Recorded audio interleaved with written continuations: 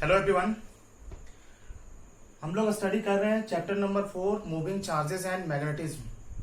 और आज का टॉपिक है बायोट-सैवर्ट लॉ का एप्लीकेशन नंबर 3, जिसमें हम लोग देखेंगे magnetic field on the axis of the circular loop, या तो रिंग बोल सकते हैं या कॉइल बोल सकते हैं। तो ये मेरा एक सर्कुलर रिंग है जिसके एक्सिस पे मीन्स ये वाला लाइन जो है वो एक्सियल लाइन है। इस सर्कुलर लूप के एक्सिस पे हम सपोज कर रहे हैं यहां से एक्स डिस्टेंस पी पॉइंट पे हमको क्या करना है, फाइंड करना है कि इस सर्कुलर रिंग के चलते मैग्नेटिक फील्ड कितना बनेगा। तो इस सर्कुलर रिंग का हम जो रेडियस है वो ए कंसीडर किए हुए हैं, स्मॉल ए। अब इसको इमेजिन करते हैं हम।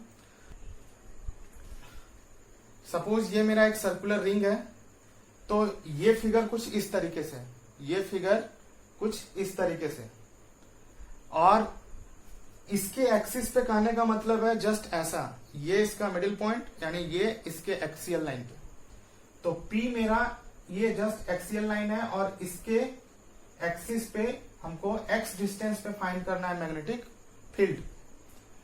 तो यदि इसमें हम करंट का डायरेक्शन देखें तो करंट का डायरेक्शन ये मेरा कुछ इस तरीके से है, यानी यदि इसको हम हॉरिजॉन्टल रखें ऐसा, तो ये करंट का डायरेक्शन एंटी क्लॉकवाइज है। तो यहाँ पे ये रिंग हो गया, इसमें करंट का डायरेक्शन ऐसा है। हम क्या कर रहे हैं, इस सर्कुलर रिंग में छोटा सा लेंथ एलिमेंट हम कट कर रहे हैं। इस लेंथ एलिमेंट को हम यदि P से ज्वाइन करें तो इसका डिस्टेंस R। बायोट-सैवर्ट लॉ के अकॉर्डिंग हमको पता है कि जो मैग्नेटिक फील्ड होता है छोटे से लेंथ एलिमेंट के लिए वो होता है dB equal to mu naught upon 4 pi I D L sine theta upon R square, जहां पे आर क्या होता है, आर मेरा डिस्टेंस होता है जिस पॉइंट पे हमको फाइंड करना है, और डीएल एलिमेंट का। साथ ही साथ थीटा मेरा क्या है, थीटा मेरा एंगल है between DL vector and R vector. तो यहां बात है कि डीएल वेक्टर क्या होता है। तो डीएल वेक्टर हम जैसा बताए थे कि लेंथ को हम लोग वेक्टर कंसीडर करते हैं, और करंट का जो डायरेक्शन होता है उस लेंथ में वही डायरेक्शन होता है लेंथ का। हम क्या कर रहे हैं, यहाँ पे एक छोटा सा लेंथ एलिमेंट डीएल कट कर रहे हैं। तो इस डीएल के लिए जो मेरा लेंथ का डायरेक्शन होगा, इस डीएल के लिए जो करंट का डायरेक्शन होगा या लेंथ का डायरेक्शन हम यदि लें, तो करंट के डायरेक्शन में मेरा लेंथ का डायरेक्शन होगा। तो ये मेरा डायरेक्शन हो गया लेंथ का, डीएल एलिमेंट का। अब यहां पे ये मेरा डिस्टेंस आर है, तो इन दोनों के बीच एंगल कितना बन रहा है, 90 डिग्री। अब इसको हम आर को चेंज करें पोजीशन वेक्टर, हमेशा ये कितना बनाएगा, इसके साथ 90 डिग्री बनाएगा। तो यहाँ पे जो एंगल है डीएल और आर वेक्टर के बीच वो कितना है, 90 degree. Angle between DL vector and R vector is equal to 90 degree, इसीलिए इसको हम क्या किए हुए हैं, 90 डिग्री से शो किए हुए हैं। अब बात करते हैं डीबी वेक्टर का। तो ये मेरा मैग्नीट्यूड था। यदि डीबी वेक्टर का बात करें तो dB vector is equal to होता है mu naught upon 4 pi I D L vector into R vector upon R cube. ये मेरा वेक्टर फॉर्म था मैग्नेटिक फील्ड का। साथ ही साथ हम यहां से बोले थे कि डीबी वेक्टर जो होगा वो परपेंडिकुलर होगा आर वेक्टर के, और साथ ही साथ डीबी वेक्टर जो होगा वो मेरा परपेंडिकुलर होगा किसके, डीएल वेक्टर के, आईडीएल वेक्टर के। आईडीएल वेक्टर मेरा यहाँ क्या होता था, करंट एलिमेंट होता था। तो इस फिगर में देखते हैं, तो यहाँ पे हम मैक्सवेल का right hand thumb rule use कर रहे हैं। इस पॉइंट पे क्या मैग्नेटिक फील्ड का डायरेक्शन होगा। तो करंट एलिमेंट मीन्स कहने का मतलब है यहाँ पे करंट जो है डीएल से जस्ट इस तरीके से, मीन्स करंट आउटवर्ड आ रहा है, तो आउटवर्ड की डायरेक्शन में हम थंब को कर दिए पॉइंट। साथ ही साथ आर पोजीशन वेक्टर, ये मेरा पोजीशन वेक्टर हो गया। तो मेरा जो मैग्नेटिक फील्ड का डायरेक्शन होगा वो क्या होगा, परपेंडिकुलर इसके, यानी ये डीएल के भी परपेंडिकुलर होगा और साथ ही साथ इस आर के भी परपेंडिकुलर होगा। राइट हैंड मैक्सवेल का थंब रूल के हम लोग अकॉर्डिंग बोल सकते हैं कि ये मेरा आर है, ये डीएल, तो ये मेरा जो डायरेक्शन होगा परपेंडिकुलर वो क्या देगा, मैग्नेटिक फील्ड का डायरेक्शन। यानी इस लाइन पे परपेंडिकुलर ये मेरा डायरेक्शन जो होगा वो क्या होगा, मैग्नेटिक फील्ड का डायरेक्शन। और चूंकि फिगर में सिमेट्री है इसलिए इधर यदि देखा जाए तो इस पॉइंट पे करंट जो है वो मेरा इनवर्ड ज्यादा नजर आएगा। ये ऐसा है तो करंट इनवर्ड ज्यादा नजर आएगा।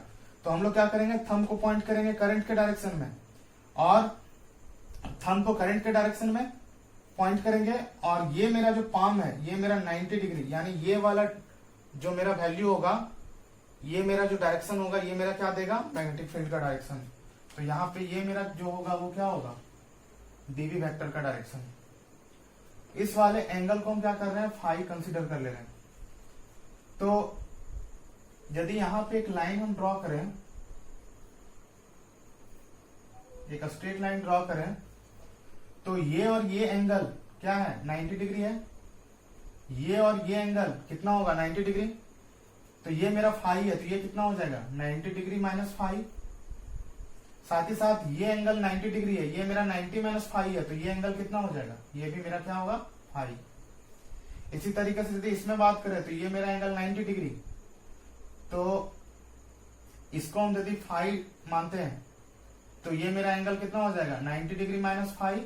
और ये एंगल कितना हो जाएगा, 90 माइनस फाई है तो ये भी 90 बना रहा है, ये मतलब कितना हो जाएगा, फाई। तो सिंपली हम उतना, ये फिगर कॉम्प्लिकेटेड हो जा रहा है इसलिए हम लोग क्या करेंगे,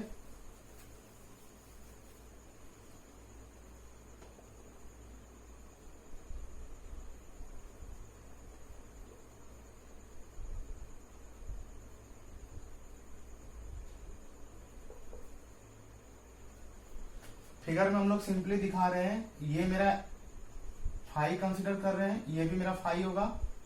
तो ये मेरा फाई होगा 90 डिग्री वाले फॉर्मूले से और ये भी मेरा कितना हो जाएगा, फाई हो जाएगा। तो यहां पे डीएल और आर के बीच एंगल कितना है, डीएल वेक्टर और आर वेक्टर के बीच एंगल कितना है, 90 डिग्री। यहाँ पे डीएल वेक्टर और आर वेक्टर के बीच एंगल कितना है, 90 डिग्री। तो हम लोग फॉर्मूले से dB equal to mu naught upon 4 pi I D L sine theta, theta की जगह हम लोग कितना पुट करेंगे, 90 अपॉन आर स्क्वायर। 90 का वैल्यू होता है साइन 90 का 1, तो यहां से mu naught into I D L upon 4 pi R square. अब हम क्या करते हैं कि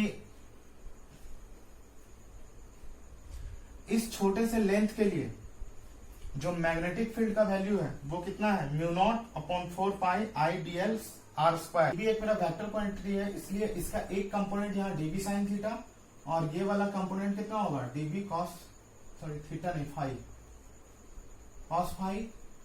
इधर भी यदि हम देखें तो ये वाला फाई एंगल बना रहा है तो डीबी वेक्टर का एक कंपोनेंट यहाँ आएगा डीबी कॉस फाई और इधर वाला कंपोनेंट आएगा डीबी साइन फाई। तो ये मेरा दो तरफ का छोटा सा लेंथ एलिमेंट के चलते डीबी साइन फाई इधर और इसके चलते डीबी साइन फाई और ऑपोजिट में डीबी कॉस फाई। ध्यान से देखें तो ऑपोजिट वाला इफेक्ट एक दूसरे को कैंसिल करेगा, यानी नेट जो निकलेगा वो डीबी साइन फाई के चलते निकलेगा। तो इसी तरह यहां भी एक कट करें, इसी तरह यहां कट करें तो हर पोजीशन पे यानी देखा जाए तो दो ऑपोजिट डीबी साइन फाई बन रहे होंगे, यानी चलते जो मैग्नेटिक फील्ड इंटेंसिटी बन रहा है वो सिर्फ डीबी साइन फाई के चलते बन रहा है। तो इस तरह डिफरेंट डीएल को यदि हम कट करेंगे तो dB sine phi, dB sine phi, dB sine phi, इसी तरह सारा मैग्नेटिक फील्ड इंटेंसिटी आएगा और सारा को सम करेंगे। इसीलिए यहाँ पे हम क्या कर रहे हैं, छोटे से लेंथ एलिमेंट के लिए डीबी साइन फाई और टोटल यदि हम सर्कुलर लूप का लेंथ को लेते हुए इंटीग्रेट कर दें तो मेरा क्या निकल जाएगा, टोटल फील्ड इंटेंसिटी। या तो डीएल के चलते जितना निकला उस तरह डीएल को हम पूरा लेंथ पे काट करते जाएं और सारा का सम कर दें तो मेरा मैग्नेटिक फील्ड इंटेंसिटी निकल जाएगा। लेकिन हम क्या कर रहे हैं, एक का निकाल के इसको इंटीग्रेट कर दे रहे हैं, कहां से कहां तक, 0 से लेकर इसका टोटल लेंथ जितना है, तो मेरा टोटल मैग्नेटिक फील्ड इंटेंसिटी निकल जाएगा। तो नेक्स्ट जो स्टेप लिखेंगे वो लिखेंगे therefore total magnetic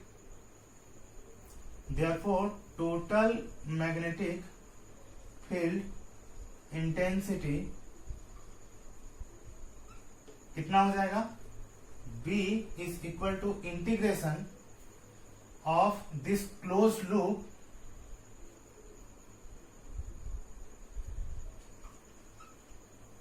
dB sine phi. इस ट्रायंगल में देखा जाए, यदि इसको O बोले तो इस ट्रायंगल में साइन फाई का वैल्यू कितना आएगा? साइन फाई का वैल्यू आएगा परपेंडिकुलर, थीटा के सामने ये परपेंडिकुलर यानी एंगल के सामने ये परपेंडिकुलर, परपेंडिकुलर अपॉन हाइपोटेनस में साइन फाई का वैल्यू जो आएगा वो आएगा A अपॉन R। तो यहां यदि हम लोग पुट करें इस वैल्यू को तो आएगा dB का वैल्यू ऊपर से म्यू नॉट अपॉन 4 पाई IDL अपॉन R स्क्वायर और साइन फाई का वैल्यू A अपॉन R, यानी इस R को यदि हम यहां से हटा दे तो यहाँ पे R³ बन जाएगा। अब क्या करेंगे, इसको इंटीग्रेट करेंगे।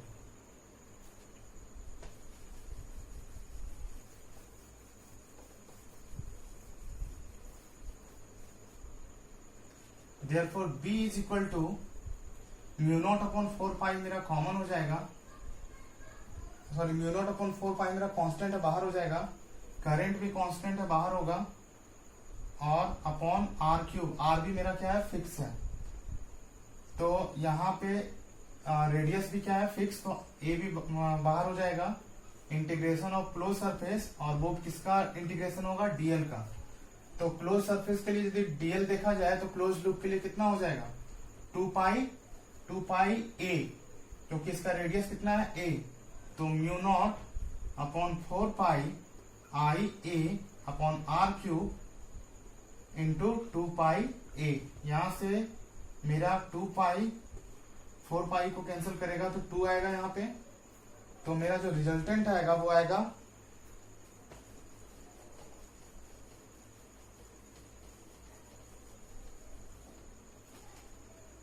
B is equal to mu naught upon 2 IA square upon R³। ये मेरा रिजल्टेंट आएगा इक्वेशन नंबर 2।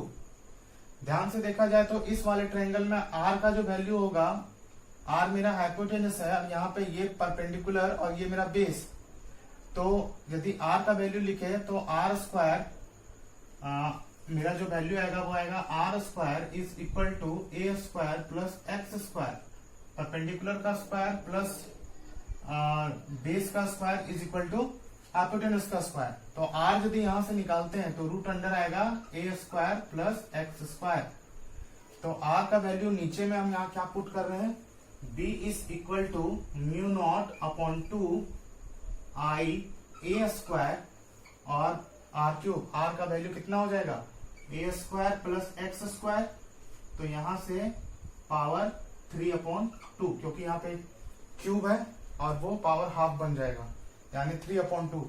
ये मेरा नेट मैग्नेटिक फील्ड होगा एट पॉइंट P पे इस सर्कुलर लूप के। तो अब हम लोग कुछ स्पेशल केस की बात करेंगे। तो स्पेशल केस में number 1, if A is much less than X, कहने का मतलब है ये जो डिस्टेंस है जहां पे हमको मैग्नेटिक फील्ड फाइंड करना है, यदि उसका वैल्यू इस रेडियस के कंपैरिजन में काफी ज्यादा हो तो वहां पे हम लोग लिखेंगे A square plus X square is approximately equal to X square.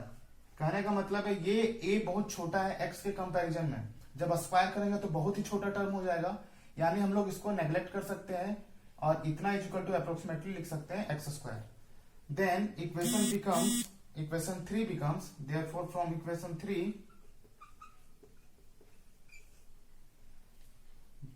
जो नेट मैग्नेटिक फील्ड होगा वो कितना के बराबर होगा, mu naught upon 2 IA square, और नीचे A square plus X square को अप्रोक्सीमेटली लिख सकते हैं हम लोग कितना, X स्क्वायर के इक्वल और टू द पावर 3/2।